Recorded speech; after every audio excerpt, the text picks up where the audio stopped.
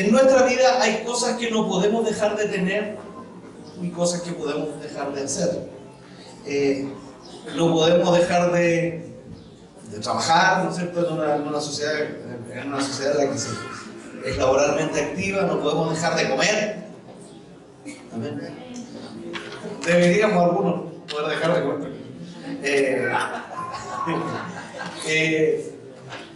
No podemos dejar de, no sé, de tener luz, de tener transporte. No podemos. O sea, hay cosas que no podemos dejar. Y hay cosas que son básicas para subsistir. Pero si queremos más que solo subsistir, es como lo que el gobierno nos da, ¿no? La canasta básica, ¿no? No voy a hablar de eso de la canasta básica. Cuando se habla de la canasta básica, no se habla como de algo que suple las necesidades de las personas. Se habla de algo que es suficiente para subsistir. Pero eso no suple todas las necesidades de una persona.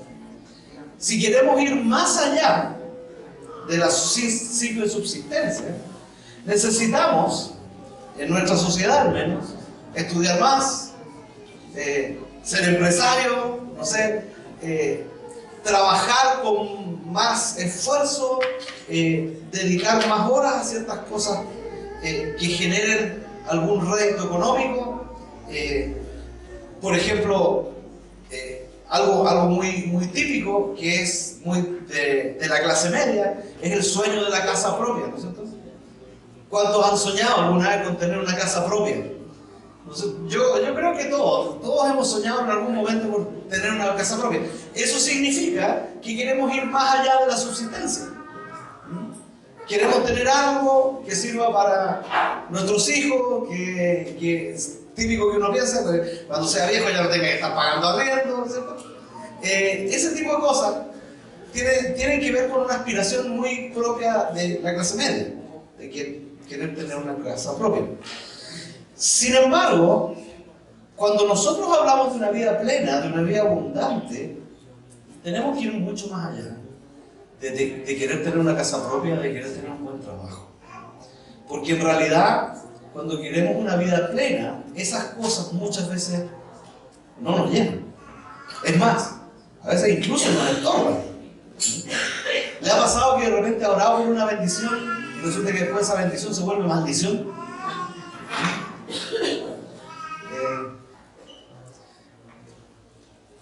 Alguien me decía oré por un auto nuevo y oramos por un auto nuevo con mi familia.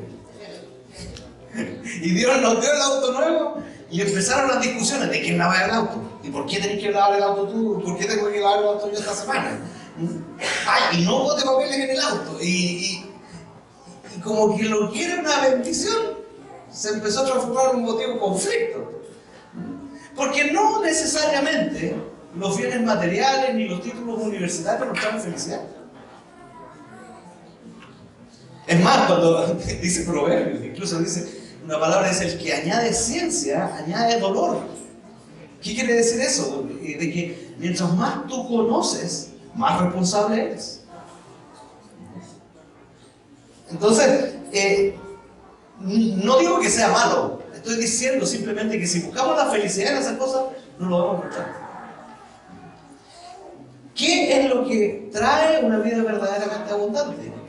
Una vida verdaderamente abundante es cuando nos enfocamos en tener buenas relaciones interpersonales con nuestra familia y con los demás y con Dios. Y en eso, primordialmente con Dios, hay un elemento importante que es la oración. Y el aprender a correctamente, lo voy a decir así, de la calidad de nuestras oraciones va a depender nuestra calidad de vida con Dios. De la calidad de tus oraciones y de las mías va a depender tu calidad de vida con Dios y mi calidad de vida con Dios. Porque hoy día yo podría pedirles que levanten la mano. ¿Cuántos son hijos de Dios? ¿Quién levanta la mano? Todos prácticamente somos hijos de Dios, conocemos a Jesús. Pero ¿cuál es la calidad de vida espiritual que tengo con Dios? Ahí estamos hablando de otro tema.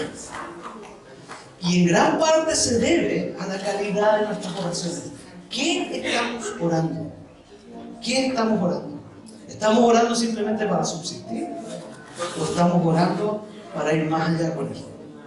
Estamos en una serie de mensajes que se llama Una iglesia grande donde nadie esté solo. Y el título del mensaje de hoy es ¿Cómo ora una comunidad sanadora? Así que les voy a pedir que oremos. Cierren sus ojos ahí donde están. Espíritu Santo, hoy día nos alegramos por los misioneros que salen, nos alegramos por el final del curso, pero también tu palabra dice que lloramos con los que lloran. Hoy día estamos detrás, Señor, de Sebastián y Fernanda, de Claudia, de Nelly, Señor, en todo su proceso. Porque tu palabra dice que nos alegremos con los que se alegran y que lloremos con los que lloran. Y hoy día pedimos, Señor, que en este tiempo nos enseñes a orar. Nos enseñes a orar oraciones que realmente impacten nuestra vida, que realmente cambien nuestra vida y que nos ayuden a ver la vida de una forma diferente. Espíritu Santo, ven con poder en la palabra que yo voy a hablar hoy día. Háblanos, Señor, por tu Espíritu. En el nombre de Jesús. Amén. Amén. Para entender lo que es la oración que produce una vida plena, tenemos que mirar a nuestro mayor ejemplo. ¿Y quién es nuestro mayor ejemplo? Jesús. Jesús es nuestro mayor ejemplo. Él vivió una vida plena y abundante. Y Él conocía, aún en su humanidad, el secreto para vivir esa vida, y era aprender a estar con el Padre. El aspecto fundamental de la oración es la calidad de oraciones que hizo Jesús. Y vamos a examinar algunas de esas oraciones que Jesús hizo, para que veamos un modelo de cómo Jesús oraba en medio de situaciones difíciles. Y de estas oraciones que vamos a examinar en la Biblia, vamos a ver algunos principios que salen de ella y que pueden aplicar a nuestro corazón para que sepamos bien cómo orar. Cómo una iglesia, una comunidad sanadora debe orar y necesita orar. Número 1. Vamos a leer Marcos. Es que me pierdo cuando se dan vueltas estas cosas. Es la modernidad. Marcos capítulo 1, versículo 35. Dice lo siguiente. Muy de madrugada, cuando todavía estaba oscuro, Jesús se levantó y salió de la casa y se fue a un lugar solitario, donde se puso a orar. Entre paréntesis, para nuestros amigos haitianos, los versículos en francés están a mi izquierda en rojo, para que lo puedan entender. ¿Okay? Jesús y los apóstoles conocían el secreto de estar con el Padre y tenían un modelo de oración. Y quiero que al escucharlo, quiero que tomen nota. Si es que tienen algo donde anotar, tomen nota, porque siento que Dios puede transformar nuestras oraciones en algo más que lo que estamos orando actualmente. Número 1, ¿qué principios estaban en las oraciones de Jesús? Primero, Jesús confiaba que el Padre siempre le escuchaba. ¿Se acuerdan cuando resucitó a Lázaro? La oración que él hizo, estaba el muerto ahí. Y estaba hediondo, dice la palabra. O sea, no estaba muerto, estaba bien muerto. Muerto. Yo no sé si yo una sola vez he visto a una persona como ser valiente frente a una cosa así, una oración por una resurrección. Era un joven que conocí en la Villa Las Condes, un día llegó a mi oficina, era nuevo, era recién convertido. Y el pastor había estado hablando acerca de milagros y cosas así. Y nos contó, nos miramos, nos contó que él había recibido esta palabra de orar por milagros y algunos testimonios de resurrecciones que habíamos visto aquí en Chile y también en México. Y él creyó esa palabra. Y dice que un día iba pasando por la calle y había una capilla católica abierta donde estaban velando a alguien. Y entró a orar por el muerto porque se lo resucite. Y nosotros quedamos así como, oh. Y dijo, y puse la mano sobre el muerto para que resucite. Y todo, ¿y qué pasó? Nada. Pero el primero nomás dijo. Yo creo que van a venir otras oportunidades más. Digo así, pero cero miedo. Cero miedo. Bueno, Jesús era así. Cero miedo.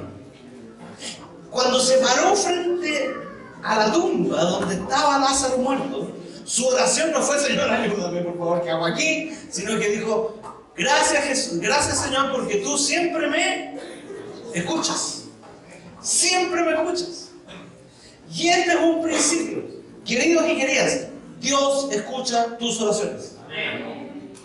Dios escucha mis oraciones. Dios escucha nuestras oraciones. El Padre siempre escucha mis oraciones. ¿Puedo repetir eso conmigo?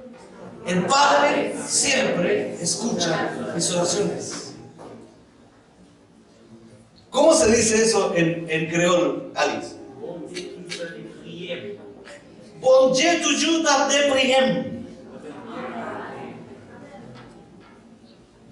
Bon Dieu toujours tardé priem. El Padre siempre escucha tus oraciones. Él no hace como que no oye. Él no se olvida. Él escucha tus oraciones. Bon Dieu toujours tardé priem. ¿Lo hice bien? Él escucha siempre tus oraciones. Voy a pedir a los haitianos que repitan esto. 1, 2, 3. Bon Dieu toujours tardé priem. Los chilenos también lo pueden repetir. Bon Dieu toujours tardé priem. Y todos lo repetimos en español. El Padre siempre escucha nuestras oraciones. Siempre. Si no entendiste nada de esto y entendiste todo, feliz. Yo me puedo ir a almorzar contigo en mi sitio. Dios siempre escucha tu corazón. Siempre. Miren lo que dice Primera de Juan. Dice, y esta es la confianza que tenemos al acercarnos a Dios, que si pedimos conforme a su voluntad, Él que nos oye. Él nos oye. Él nos oye. Il nous écoute. Él nos oye. Él te oye a ti y me oye a mí. Él nos oye. ¿Qué significa pedir? Porque aquí dice, si pedimos conforme a su voluntad. ¿Qué es pedir conforme a su voluntad? ¿Saben qué? Yo tenía un conflicto en esta cuestión de la voluntad de Dios. Porque siempre pensé que la voluntad de Dios era algo así como muy enigmático. Que tú tenías como que cachar. Como que tenías que achuntarle a la voluntad de Dios. ¿Eh? Y es como que Dios está detrás y te dice, ¿cuál es mi voluntad? Yo jugué. Como la tengo escondida aquí, tenés que adivinar cuál es mi voluntad. No es así. No es así. La verdad es que no es así.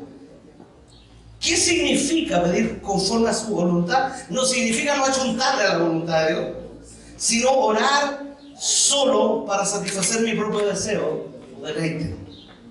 Eso es no pedir conforme a la voluntad de Dios. Cuando yo pido solo para mí, cuando yo pido para satisfacer mis intenciones oscuras, es cuando esas oraciones Dios no las contesta.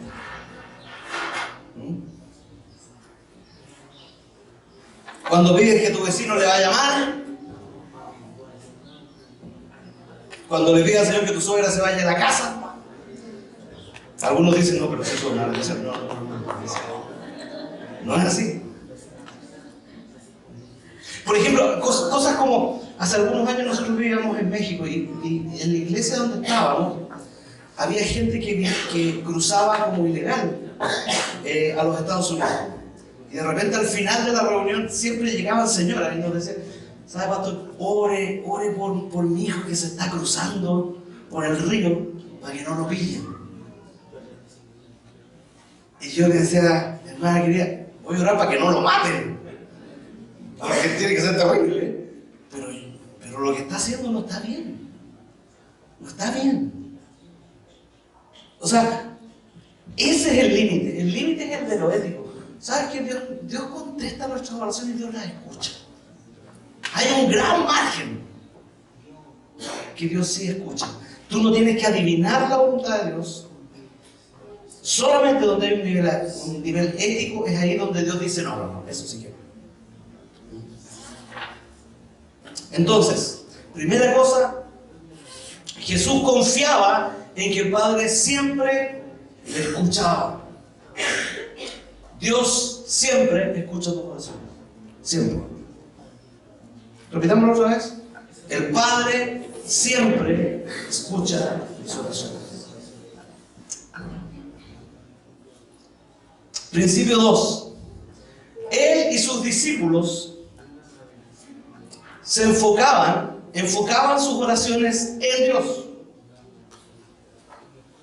Pedro y Juan fueron arrestados por el concilio de los judíos por el hecho de estar predicando a Jesús. Pasaron un juicio terrible donde a ellos los insultaron, a ellos trataron de poner malos testigos. Finalmente Dios los liberó. Y cuando regresaron donde los discípulos, donde el resto de los discípulos, todos estaban aterrorizados, pero dice la Biblia que levantaron a una voz, su voz en oración. Y oraron lo siguiente: escuchen. Porque podrían haber dicho, Señor, protégenos de los judíos que son tan malos. ¿Cierto? Podrían haber dicho eso, ¿sí o no? ¿Está mal pedir eso? No.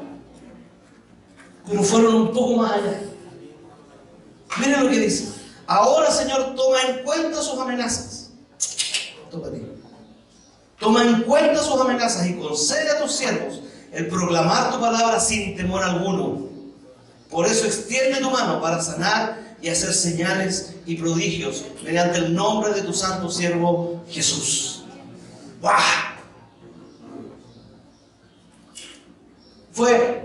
No fue Señor, protégenos. Señor, ¿sabes qué? Que estos tipos no nos estorben para hacer lo que tenemos que hacer. Tomen en cuenta sus amenazas, Señor. No fue como que, ay, tengo miedo. No, les dijo, Señor, tú sabes lo que ellos nos están diciendo. Ahora danos de nuevo para predicar, para hablar tu palabra, y para hacer sanidad, y para hacer milagros en tu nombre, y que más te conozcan a ti. Amén. ¿Se dan cuenta como que las oraciones de ese nivel pasaron al tiro? Una enfermedad no puede interrumpir el propósito de Dios contigo. Poco amén. El que no tenga trabajo, eso no puede interrumpir los propósitos de Dios contigo. Que no tengas esposa, que no tengas esposo, eso no puede interrumpir los propósitos de Dios contigo.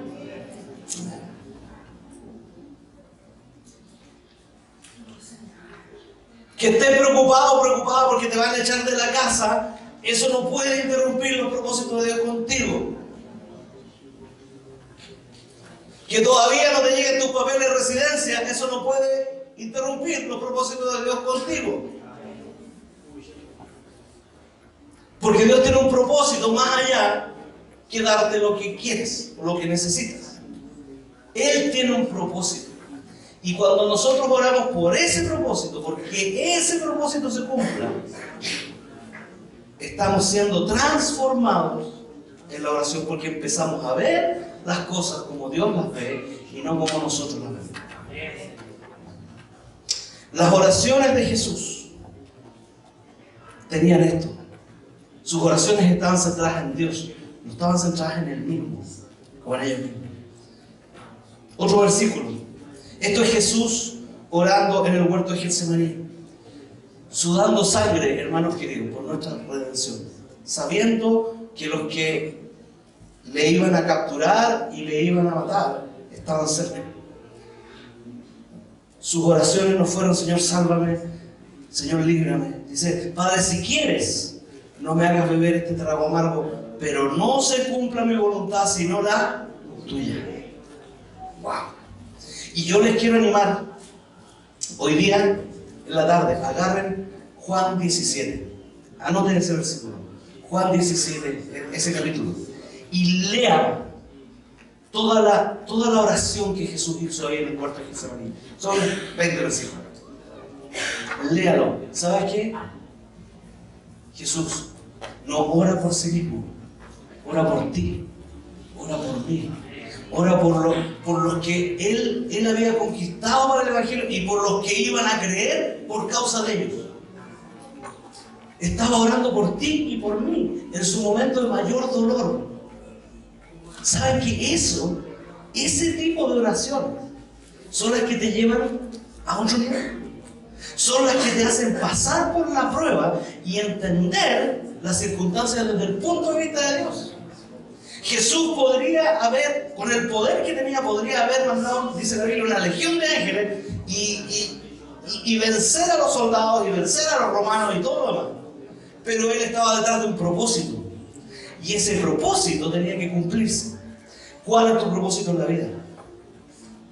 ¿Cuál es tu propósito en la vida? ¿Para qué estás aquí? ¿Para qué Dios te tiene respirando oxígeno y eliminando CO2? ¿Para qué?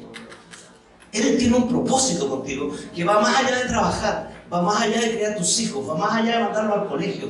Tiene un propósito mayor y ese propósito es el que tiene que orientar tu vida.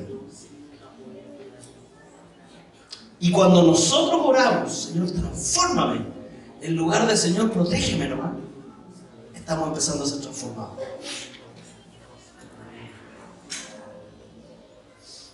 Que tu matrimonio esté tambaleando no significa que Dios perdió sus propósitos contigo. Poco, amén. Que tu matrimonio esté ahí como por la cuerda no quiere decir que Dios no tenga un propósito. Dios tiene un propósito. Dios tiene algo contigo y conmigo.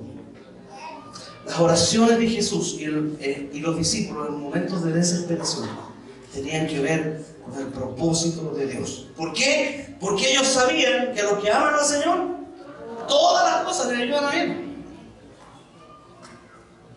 Sabían que estaban en medio de una guerra espiritual y que su lucha no era contra sangre y carne, sino contra principados, potestades en las regiones celestes.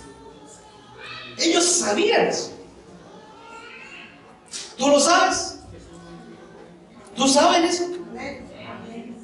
¿Tú sabes que tu marido no es el enemigo? ¿Tú sabes que tu señora no es el enemigo? Gracias, mi amor. ¿Tú sabes que tu jefe no es el enemigo? Que hay principados y potestades que se te están oponiendo en este momento. Y que tú tienes que orar y perseverar. ¿Por qué? Porque detrás de eso hay un propósito. Esa oración es la que reemplaza el Señor, protégeme, Señor, guárdame, Señor, líbrame. En vez de Señor, protégeme, Señor, guárdame, Señor, líbrame, Señor, úsame. Señor, cámbiame. Señor, enséñame. Yo quiero ser instrumento tuyo.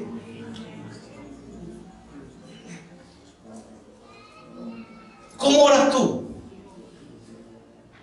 No sé, pero a veces en momentos de desesperación mis oraciones parecen más un pliego de peticiones de un sindicato que realmente oraciones que transforman. ¿Me prestas tu pañuelo ese momento? Dani, vuelve.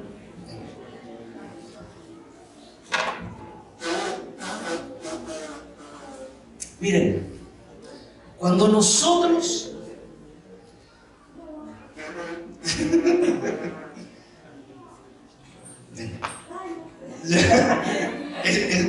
eso es lo que ocurre cuando nosotros estamos apresados por el temor.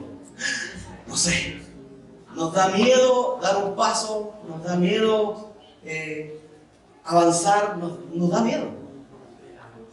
Porque muchas veces nos paraliza la enfermedad, muchas veces nos paraliza la falta de trabajo Y no vemos más allá. No vemos más allá. Cuando nosotros oramos, y les vuelvo a repetir, no es malo orar, Señor, sáname, Señor, úsame. No es malo, es necesario muchas veces. Pero ¿sabes qué? Cuando oramos así, es como que Dios te saca esto.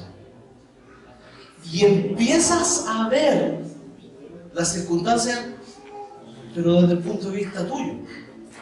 ¿El Señor me sanó? Bueno, qué bueno Dios. ¿El Señor no me sanó? No está bueno. ¿El Señor me dio plata? Oh, qué bueno, el Señor es mi proveedor. ¿El Señor no me dio plata? Pucha, ¿dónde está Dios? Muy mal, iglesia. Eso pasa cuando nosotros oramos y recibimos bendiciones. Pero ¿sabes qué? Cuando nosotros empezamos a orar, en medio de la tribulación, el Señor transforma. Es como esto. Es como que Dios te pone sus lentes y empiezas a ver la realidad como Él la ve, no como tú la ves. Te saca la desesperación, pero empieza a ver la realidad como Él la ve. Amén. Amén.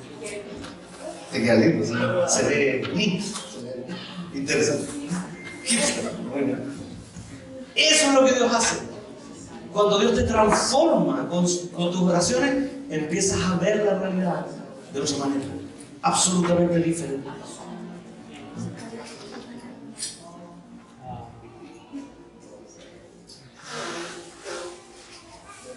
Oraciones centradas en Dios. Entonces, dos principios tenemos hasta ahora. Uno es que Jesús confiaba que el Padre siempre le escuchaba. Lo otro es que Él y sus discípulos enfocaban sus oraciones en Dios, no en sí mismos únicamente. Y tercero, es que Jesús y sus discípulos oraban por un cambio de mente. Lucas 11, versículos del 2 al 4. Y quiero que presten mucha atención aquí, por favor.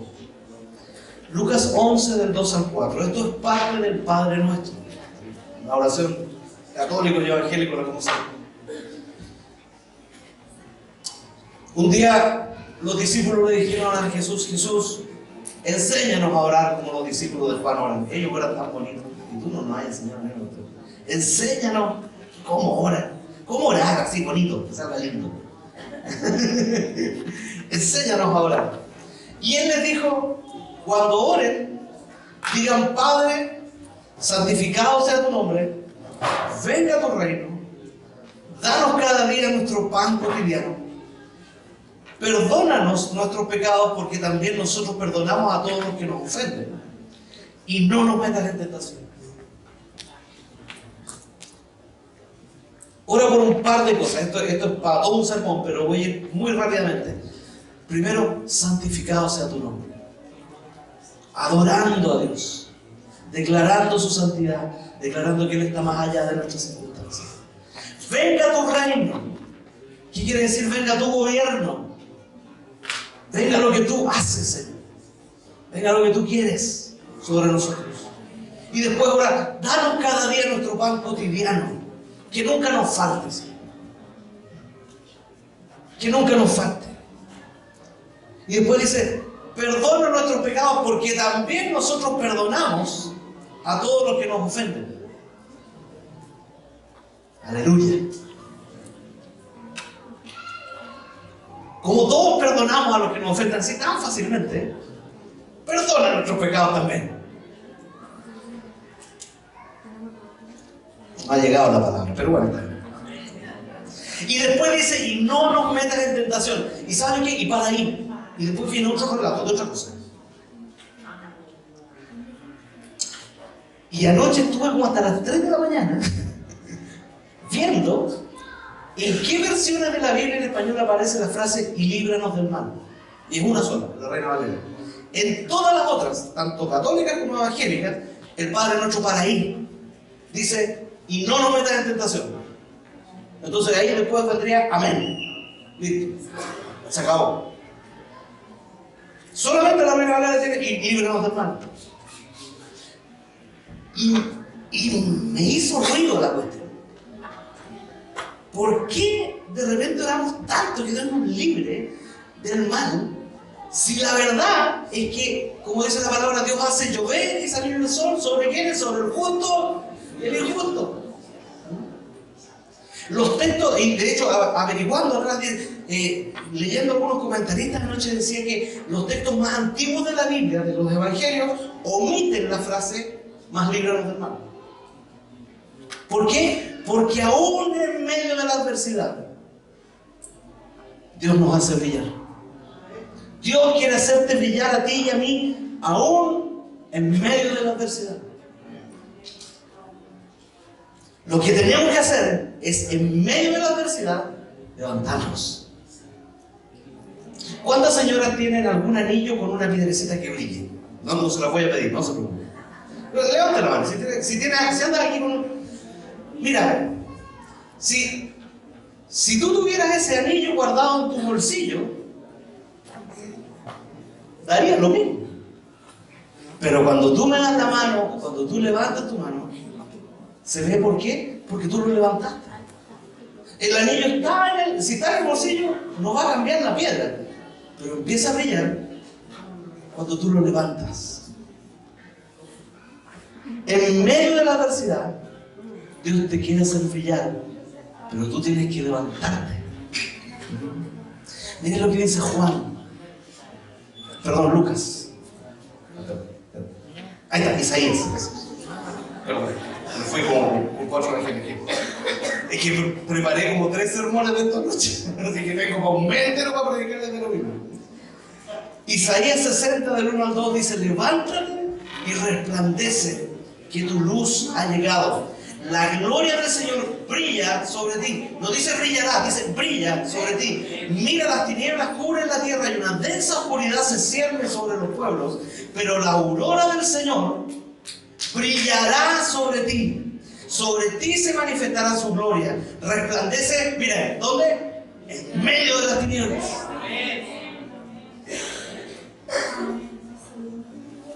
En medio de las tinieblas. ¿Resplandece dónde? En medio de las tinieblas. Ahí en la universidad donde nadie cree en Dios, resplandece en medio de las tinieblas.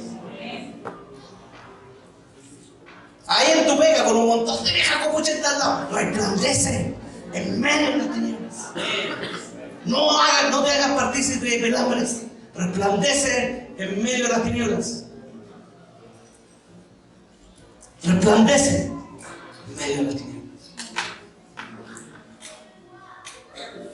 Que tus oraciones no sean: Señor, protégeme, Señor, guárdame, Señor, líbrame, Señor, dame, Señor, dame, Señor, quítame, quítame cosas. Señor, cámbiame, Señor, úsame, hazme resplandecer en medio de las tinieblas, porque cuando tú resplandeces en medio de las tinieblas, ese es el testimonio de que la presencia de Dios está en ti, alrededor de todos los que no le conocen, y en el reino espiritual también. Amén. Si crees, Jesús le dijo un hombre: si crees, verás la gloria de Dios. ¿Cuántos quieren que Dios les empiece a cambiar su manera de orar?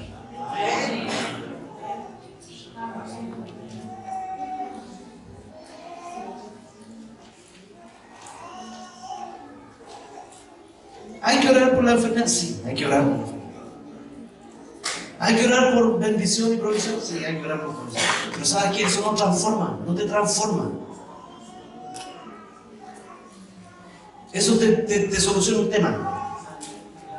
Porque Dios sabe, Dios sabe que tú necesitas todo esto. Dios sabe. Dios sabe que necesitas eso. Dios sabe que necesitas solo, que te sientes sola. Dios sabe que necesitas una pega. Dios sabe eso. Dios sabe que tienes problemas matrimoniales. Dios sabe eso. Dios sabe que tienes problemas legales. Dios sabe que estás enfermo. Dios sabe. No es como que se me olvidó que estaba enfermo. No, Él lo sabe. Lo importante es cómo no lo vamos a hacer para levantarnos y resplandecer en medio de la tiniebla. Ese es el tema. Señor, haznos resplandecer. Haznos resplandecer en medio de la tiniebla. Amén. Póngase de pie, por favor, vamos a orar.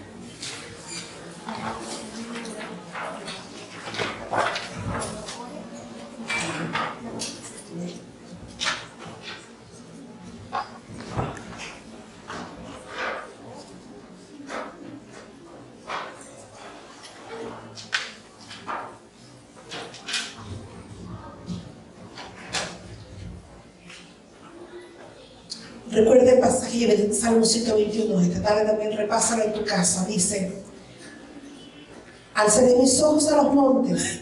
¿De dónde viene mi socorro? Mi socorro viene de Jehová, que hizo los cielos y la tierra. No dará tu pie al resbaladero, ni se duerme el que te guarda. El Señor no se olvida de ti y no se queda dormido, no se distrae en medio de tus problemas. Y aquí no se adormece ni se duerme el que te guarda. Jehová es tu guardador, Jehová es tu sombra a tu mano derecha. El sol no te fatigará de día, ni la luna de noche. Jehová te guardará de todo mal, Él guardará tu alma. Jehová te guardará tu salida y tu entrada desde ahora y para siempre. Vive en la seguridad del amor de Dios, del permanente, incondicional, inmutable amor del Dios que te salvó. Esa es tu roca. Sobre esa verdad te puedes parar. Vamos a cantar esta canción. Si tú quieres decirle al Señor: Señor, transforma mis oraciones, cambia mis oraciones,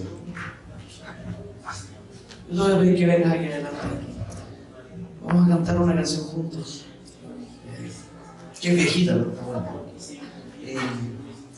Y quiero que tú entregues esto. Señor, enséñame a orar oraciones de calidad, oraciones que me cambien la vida. Así que ven y ofrezcámosle esto, ofrezcámosle nuestras bocas, nuestros corazones al Señor, para que Él cambie.